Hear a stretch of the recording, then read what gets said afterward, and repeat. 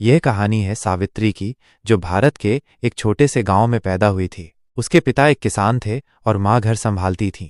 5 बच्चों में सावित्री सबसे बड़ी थी। गरीबी उनके घर का अस्थायी मेहमान थी, लेकिन कभी किसी चीज की कमी का बहाना बनाकर काम से पीछे हटना सावित्री ने नहीं सीखा। बचपन से ही वो पढ़ाई में होशियार थी, लेकिन परिस्थिति ऐसी थी कि उसे 8वीं कक्षा के बाद पढ़ाई छोड़नी पड़ी। माँ की तबीयत खराब रहने लगी और घर की जिम्मेदारी सावित्री के कंधों पर आ गई।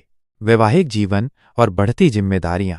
महज 17 साल की उम्र में सावित्री की शादी पास के गांव के एक मजदूर रामलाल से कर दी गई। रामलाल मेहनती जरूर थे, लेकिन उनकी आय बेहद सीमित थी। शादी के कुछ ही समय बाद वे शहर की एक फैक्ट्री में काम करने चले गए और सावित्री गांव में अपने ससुराल में सास ससुर के साथ रहने लगी। कुछ सालों में 2 बेटों और 1 बेटी की मां बन चुकी सावित्री पर अब घर और बच्चों दोनों की जिम्मेदारी आ गई थी। वो सुबह 4 बजे उठकर चूल्हा जलाती, बच्चों को तैयार करती, खेतों में काम करती और रात में सबके सोने के बाद अपने हाथ से सिलाई कढ़ाई कर कुछ पैसे कमाने की कोशिश करती। संघर्ष और आत्मनिर्भरता की ओर। जब रामलाल की फैक्ट्री बंद हो गई तो परिवार की आर्थिक हालत और खराब हो गई। अब रामलाल भी गांव लौट आए, लेकिन गांव में काम सीमित था। तब सावित्री ने फैसला किया कि वह घर के पास एक छोटी सी दुकान खोलेगी। उसने अपने गहने गिरवी रखकर कुछ पैसे जुटाए और एक छोटी सी किराना दुकान शुरू की। शुरू में दुकान नहीं चलती थी क्योंकि लोगों को भरोसा नहीं था, लेकिन सावित्री की ईमानदारी, मीठा व्यवहार और मेहनत ने धीरे धीरे लोगों का भरोसा जीत लिया। दुकान चलने लगी।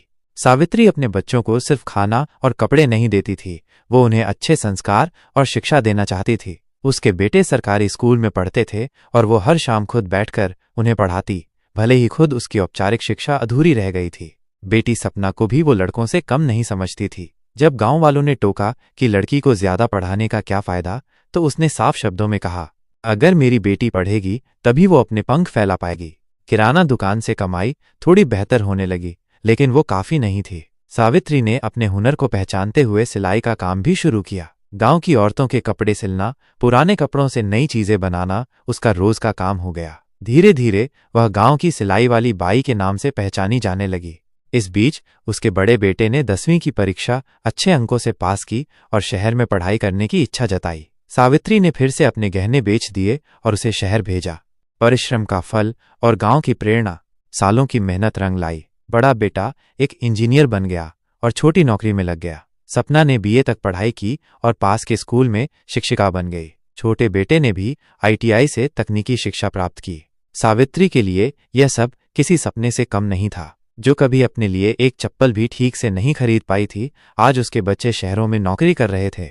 अब जब परिवार की हालत ठीक हो गई थी, बच्चे माँ को आराम करने के लिए कहते, लेकिन सावित्री ने काम छोड़ना नहीं चाहा। उसका मानना था, जब तक शरीर साथ देता है मैं काम करूंगी। परिश्रम ही पूजा है। वो गांव की लड़कियों को मुफ्त में सिलाई सिखाने लगी। उसके प्रयास से कई लड़कियों ने आत्मनिर्भर होना सीखा और अपने घर की आर्थिक मदद करने लगी। सावित्री अब सिर्फ एक माँ नहीं रही, वो गांव की प्रेरणा बन चुकी थी। एक दिन गांव की पंचायत ने सावित्री को गांव की आदर्श महिला के रूप में सम्मानित किया। ये दिन उसकी आंखों में आंसू ले आया। उसने कहा, मैं कोई खास नहीं हूँ, हर माँ मेहनती होती है। फर्क बस इतना है कि कुछ माएँ चुपचाप सहती हैं और कुछ लड़ती हैं। मैंने लड़ना चुना, अपने बच्चों के लिए, अपने सम्मान के लिए और अपने सपनों के लिए। निष्कर्ष। सावित्री की कहानी उन करोड़ों माँओं की कहानी है जो बिना किसी दिखावे के हर रोज संघर्ष करती हैं, जो अपने सपनों को बच्चों के लिए त्याग देती हैं और फिर उन्हीं बच्चों के माध्यम से अपने सपनों को जीती हैं।